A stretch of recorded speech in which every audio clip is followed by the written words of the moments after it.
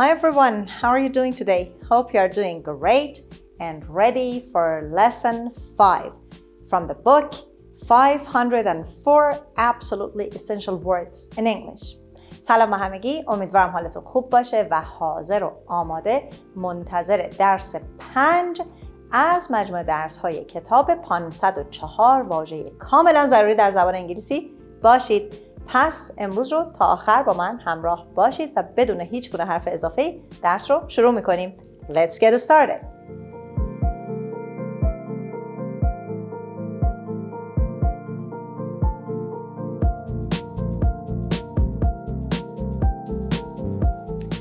خب امروز هم میریم که با هم 12 کلمه دیگر رو یاد بگیریم و در عین حال کلماتی از درس‌های گذشته رو هم توی مثال‌ها خواهید دید. The first word tradition tradition tradition. خب کلمه اول رو میبینید tradition. میبینید که بین ش و ن هیچ واولی وجود نداره، هیچ حرف صداداری وجود نداره و شن میخونیم و استرس کجاست؟ روی دی. tradition tradition tradition نمیخونیم، شوا داریم tradition. خب what does tradition mean?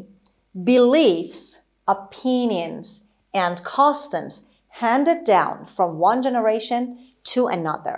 خب beliefs یعنی باورها، customs یعنی رسوم و opinions عقایدی که از نسلی به نسل دیگه منتقل میشه. handed down from one generation. generation یعنی نسل.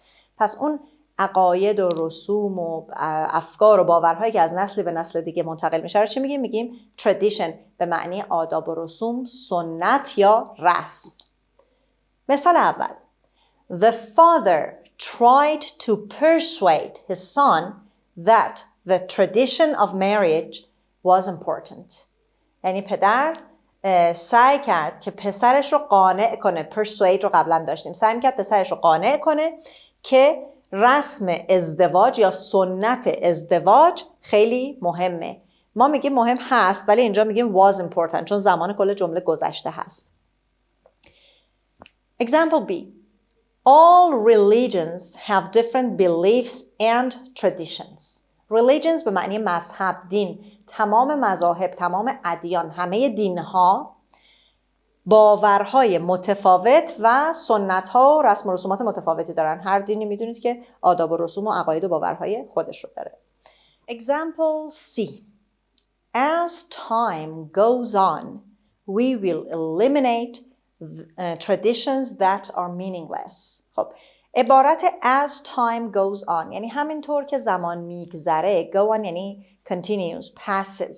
همینجور که زمان میگذره ما رسم و رسوماتی رو که بی مفهومن، بی معنیان حذف میکنیم، از بین میبریم، کنار میگذاریم. eliminate هم قبلا داشتیم و meaningless به معنی بی مفهوم و بی معنی هست. The second word is rural. rural rural. خب استرس این کلمه اول هست و میبینید صدای او کوتاه داریم و ای قبل از ال رو به شکل شوا تلفظ میکنیم. rural. It means in the country. rural به معنی روستایی هست و اینجا این country معنی کشور نمیده. دقت کنید وقتی که میگیم in the country معنی خارج از شهر، بیرون از شهر یا نواحی روستایی رو میده. Look at the examples. Example A. Tomatoes are less expensive at the rural farm stand. یعنی farm stand مثلا نیوز استند، دکه روزنامه فروشی. farm stand هم یعنی دکه های مزارع روستایی. دیدیم بعضی وقتا دست فروش های دکه های کوچیکی میزنن روستایی ها و محصولات کشاورزیشون رو میفروشن. این همون farm stand هست.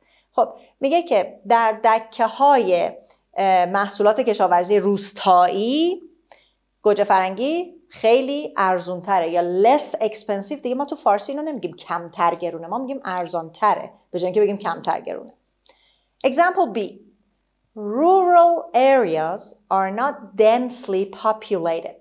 Rural areas are not densely populated. dense رو قبلا داشتیم به معنی متراکم بود. اینجا populated هم یعنی پر جمعیت، یعنی there is a lot of population in it. خب میگه که مناطق روستایی area یعنی region منطقه، محدوده ها، محوطه. مناطق روستایی خیلی به طور متراکم پر جمعیت نیستن. منظورشه که جمعیت خیلی زیاد و فشرده تو مناطق زندگی نمی‌کنن یا وجود ندارن مثل نواحی شهری. Example C. The rural life is much more peaceful than the city one. The rural life is much more peaceful than the city one. خب the rural life یعنی زندگی روستایی. خب زندگی روستایی رو معمولا با چی مقایسه میکنیم؟ با زندگی شهری. این قسمت آخر the city one، اینجا one در واقع ضمیری هست که جایگزین rural life، جایگزین life شده. The city life به جای اینکه دوباره تکرار بشه گفتیم the city one. خب میگه زندگی روستایی خیلی آرامتر، با آرامشتر از زندگی شهری هست. Peaceful is something that has peace and calmness in it. خب peaceful پس یعنی با آرامش. کلمه بعدی burden. خب این علامتی که شبیه یه ای برعکسه و 2 تا نقطه کنارش داره، یه صدای ا رو نشون میده.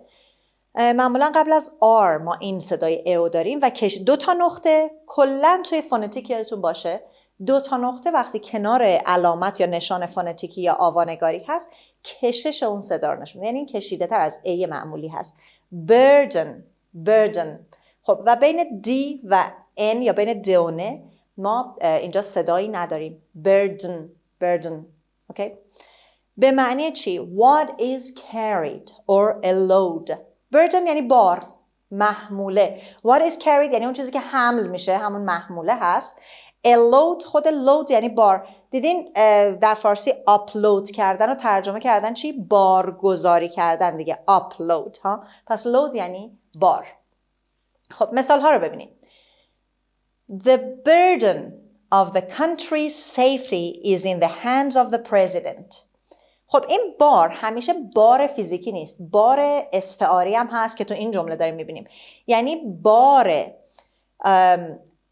امنیت کشور بر دوش یا بر عهده رئیس جمهور هست و اون چیزی که ما فارسی در زبان فارسی میگیم بر دوش هست در انگلیسی میگیم is in the hands، در دستان پرزیدنت هست. پس بار امنیت کشور در دستان یا بر عهده رئیس جمهور هست. مثال بعدی. Irma found the enormous box too much of a burden. خب enormous meant very big, huge به معنی خیلی بزرگ، عظیم. Irma is a noun, is a name. Irma اسم شخص هست، یه خانومی هست. خب میگه Irma اون جعبه خیلی بزرگ رو یک بار بیش از حد دید، یک بار خیلی سنگینی دید. یعنی حالا اینجا found رو ما دیدن چشمی نیست، یعنی اینکه حس کرد، احساسش بهش گفت که این جعبه خیلی بزرگ باید یه بار بیش از حد سنگینی باشه. Too much of a burden. Ricky carried the burden throughout his college career.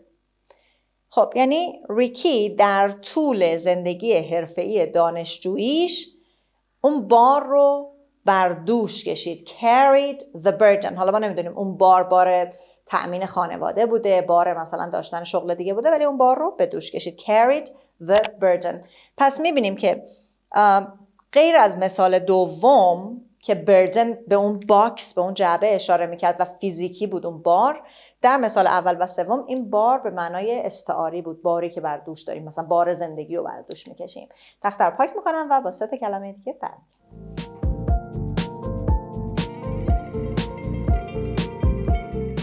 کلمه 4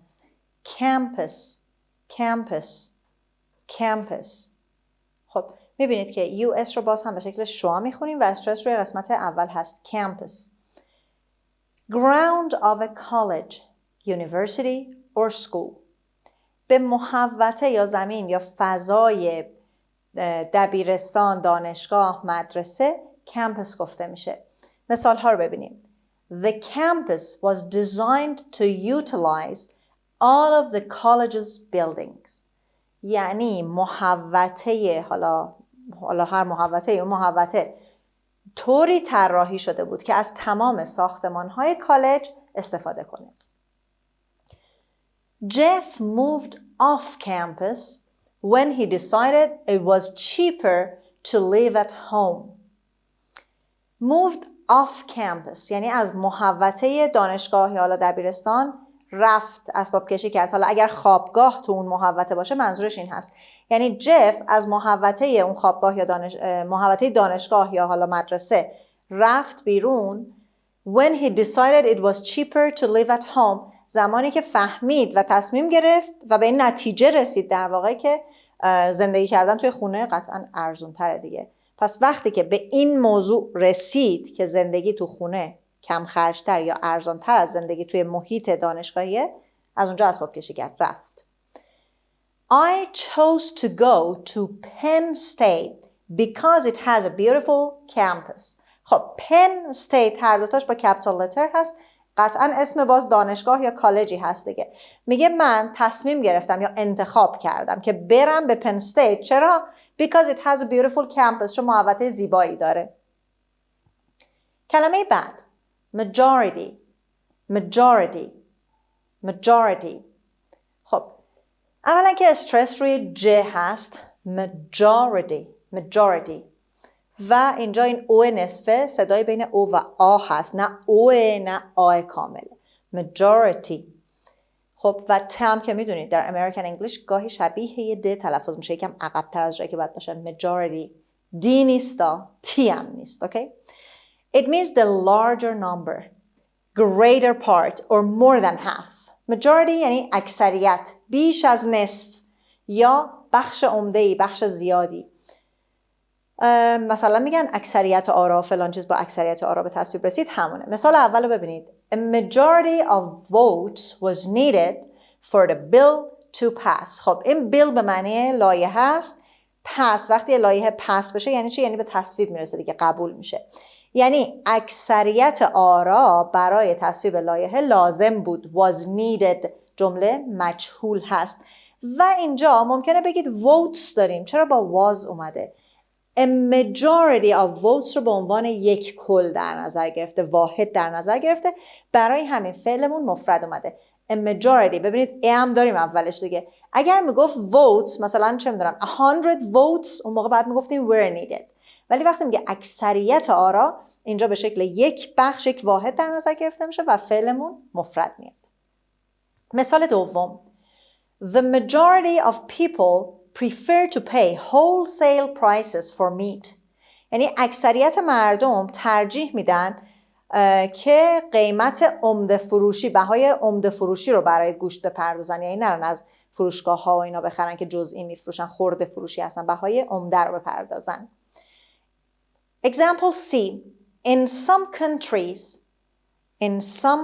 countries the government does not speak for the majority of people.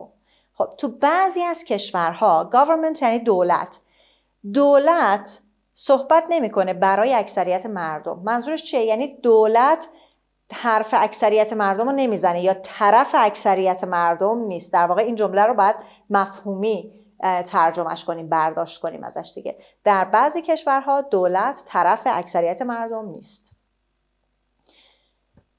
Word number 6 is assemble. تو فارسی شاید شنیده باشید میگیم اسمبل میکنن، مثلا قطعات ماشین رو اسمبل میکنن، قطعات کامپیوتر اسمبل میکنن. But this word in English is assemble. ای اولش به شکل شوا تلفظ میشه، یه ای کوتاه تلفظ میشه. Stress is on S. assemble به معنی gather together, bring together, put together. assemble یعنی گرد آمدن، گرد هم آوردن، کنار هم گذاشتن. حالا اگر ما مثلا تو فارسی برای ماشین بگیم ماشین رو اسمبل میکنن، یعنی چی؟ یعنی قطعاتش رو سوار میکنن، سر هم میکنن. این اصطلاحی که در زبان فارسی میگیم. اما برای گرد هم اومدن آدما، دور هم جمع شدن آدما هم استفاده میشه. مثال ها رو ببینید. The rioters assembled outside the White House. riot یعنی شورش، rioters یعنی شورشیان. شورشیان بیرون کاخ سفید گرد هم آمدن، جمع شدن. Example B. I'm going to assemble a model of a spacecraft. خب اینجا assemble همون معنی سوار کردن و سرهم کردن، کنار هم قرار دادن اجزا. میگه که من میخوام یک مدل سفینه فضایی رو سرهم کنم، درست کنم. حالا این پازل ماکت اون مدل، منظورمون اون ماکت یا همون مدل هست. And the third example. All the people who had assembled for the picnic vanished when the rain began to fall. یعنی همه آدمایی که برای پیکنیک جمع شده بودن ناپدید شدن وقتی که بارون شروع به باریدن کرد. همه سری جمع کردن و رفتن خونه هاشون. خب با من همراه باشید، کلمه هامون تموم نشد.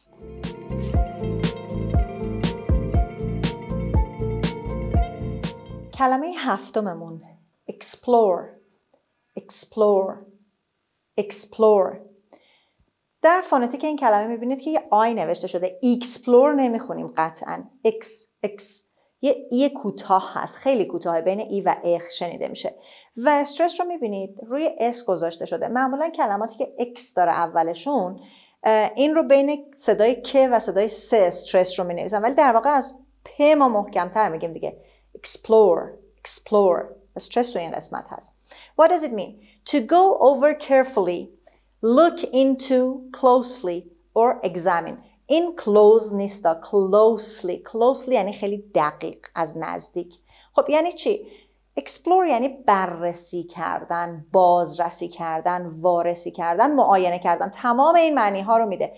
البته ما یه معنی دیگه براش داریم. معنی اول رو اگر تو دیکشنری سرچ کنید ممکنه که معنی سیاحت کردن، گردش کردن رو ببینید. اما یکم که بیاید پایین میرسید به این معنی ها که اینجا مورد نظر ماست. خب مثال اول. Lawyer Spence explored the essential reasons for the crime. یعنی وکیل اسپنس، اسم وکیلی هست دیگه، وکیل اسپنس دلایل اصلی اون جنایت رو بررسی کرد. Example B. The Weather Bureau explored the effects of the rainy weather. The Weather Bureau یک کلمه فرانسوی است به معنی اداره. منظور اداره هواشناسی هست. اداره هواشناسی اثرات هوای بارانی را بررسی کرد. تأثیر هوای بارانی را بررسی کرد. مثال سوم. Sarah wanted to know if all the methods for solving the problem had been explored. یعنی سارا میخواست بدونه که آیا تمام روش‌های حل اون مسئله بررسی شده بود یا نه. حالا wanted to know if. وقتی if داریم میتونیم این یا نه رو آخر جمله‌مون اضافه کنیم. میخواست که بدونه آیا همه اینا بررسی شده بود یا نه. Next word is topic. خب استرس اولش هست. این علامتی که شبیه ای برعکس هست صدای آی کوتاه رو باز نشون میده برای حرف او. topic.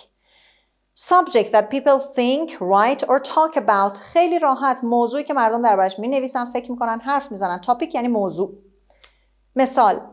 Predicting the weather is our favorite topic of conversation. یعنی پیشبینی وضع هوا، پیشبینی آب و هوا موضوع مورد علاقه ما برای مکالمه است. موضوع مکالمه مورد علاقه ماست. Valerie only discussed topics that she knew well. یعنی والری اسم شخص دیگه. والری فقط در مورد موضوعاتی بحث میکرد که خوب در موردشون میدونست، خیلی در موردشون اطلاعات داشت. و من این کلمه رو past tense know هست خوندم knew. British pronounce it knew well. Americans say knew well. Example C. The speaker's main topic was how to eliminate hunger in this world. یعنی موضوع اصلی سخنران چگونگی برطرف کردن یا از بین بردن گرسنگی در جهان بود. Was how to. اگر بخوایم کلمه معنی کنیم باید بگیم که موضوع اصلی سخنران این بود که چگونه از بین ببریم گرسنگی رو در جهان. ولی ما میتونیم به جای اینکه این رو به شکل یک جمله بگیم چگونگی از بین بردن، به شکل یک موضوع یا عبارت درش بیاریم. کلمه بعد debate. debate. The stress is on the second syllable, b. The stress is on b, and the first part is pronounced, e is pronounced e. Debate, short e. A discussion in which reasons for and against something are brought out. Discussion میشه بحث. Debate خودش یعنی بحث و گفتمان. اینجا یعنی بحثی که در اون دلایلی reasons for and against. For یعنی موافق، against یعنی مخالف. نظرات، دلایل مخالف و موافق یه چیزی در واقع بیرون کشیده میشه و در موردش بحث میکنن. چرا موافقن، چرا مخالفن. پس میشه بحث و گفتگو و گفتمان. The debate between the two candidates was heated. یعنی بحث بین دو کاندیدا داغ شده بود، بحث بالا گرفته بود. Was heated جمله مجهول هست، زمانش هم گذشته از داغ شده بود. مثال بعد. Instead of shrieking at each other, the students decided to have a debate on the topic. shriek رو در درس قبل داشته میشد scream، جیغ زدن. میگه به جای سرهم داد کشیدن، دانشجوها تصمیم گرفتن که بحثی یا گفتمانی در مورد اون موضوع داشته باشن. To have debate on a topic. prepositionی که باش استفاده میشه نمیگیم debate about something. در فارسی میگیم بحث درباره یه چیزی. در انگلیسی این درباره about معنی نمیشه. The preposition is on. To have a debate on something. And the third example. Debate in the US Senate lasted for 5 days. Senate هم مجلس سنای آمریکاست. میگه بحث و گفتگوها در مجلس سنا به مدت 5 روز طول کشید. خب و میریم که با هم 3 کلمه آخر رو ببینیم و یاد بگیریم.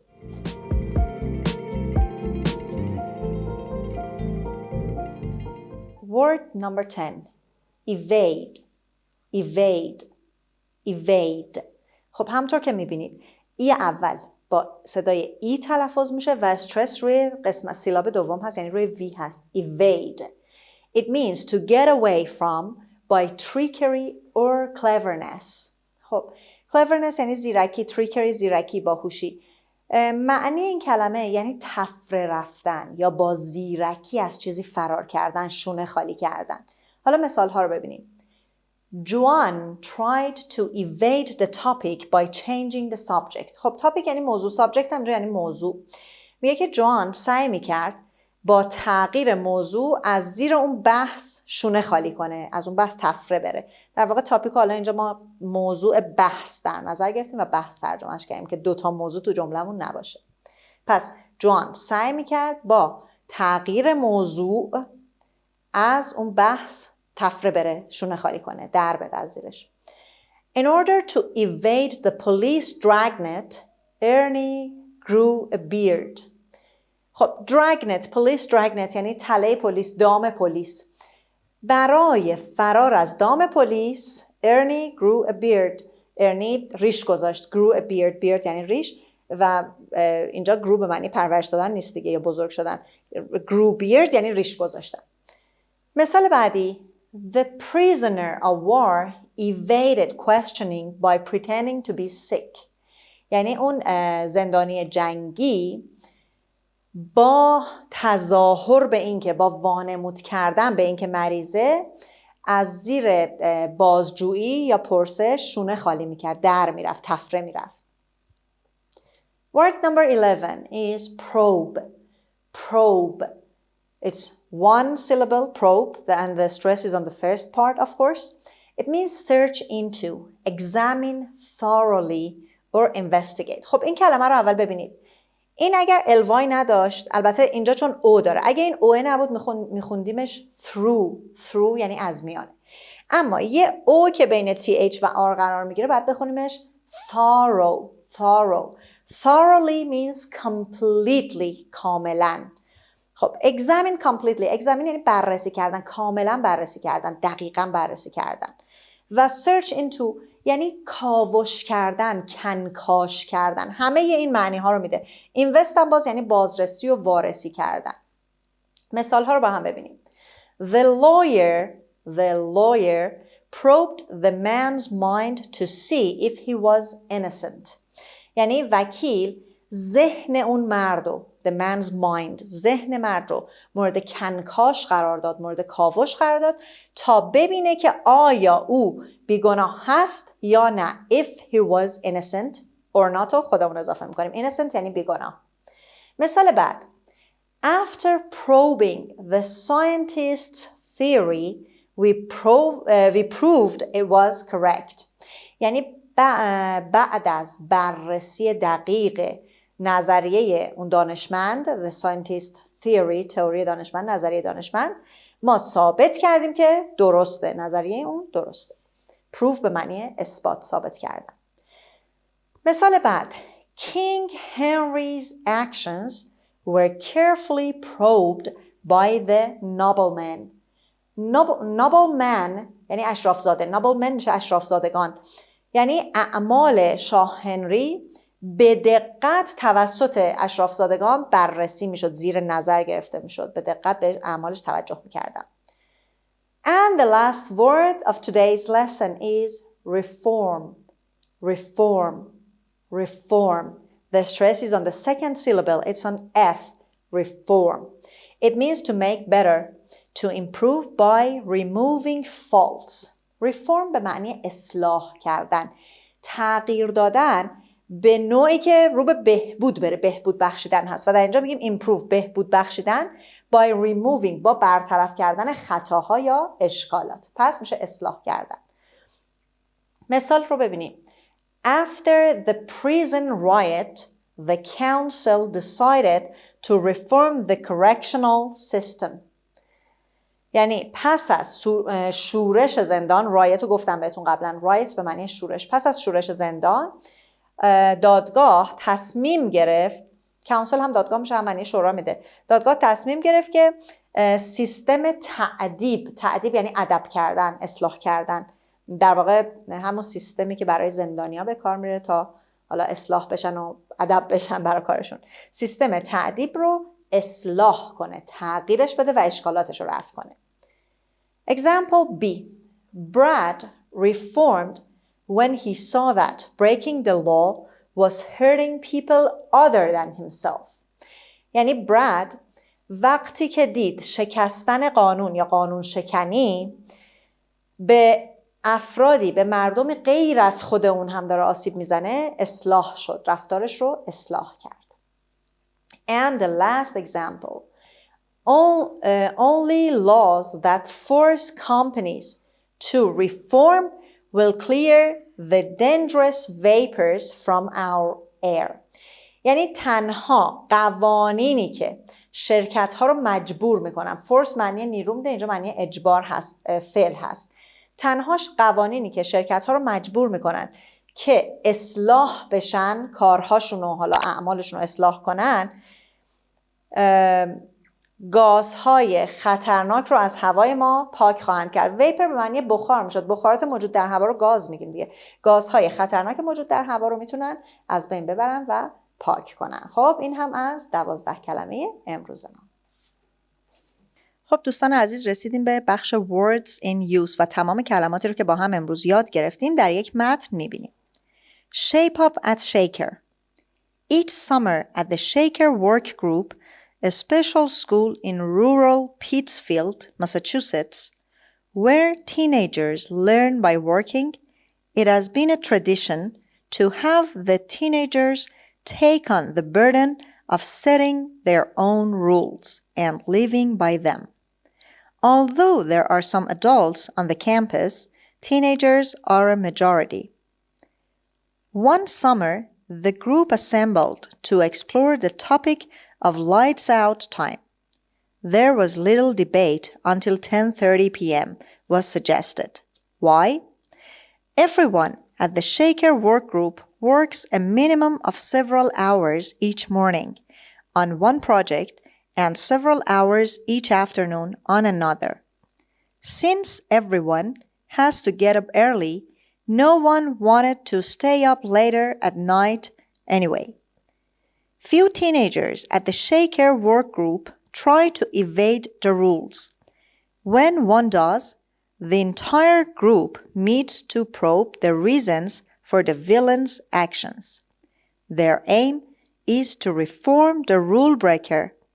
However, at Shaker Village, the theory is that teenagers who are busy working will have no time to break rules. خب مثل همیشه در بخش آخر درسمون تمرین هایی رو دارید که با استفاده از کلماتی که در درس یاد گرفتید باید این 12 تا جمله رو کامل کنید.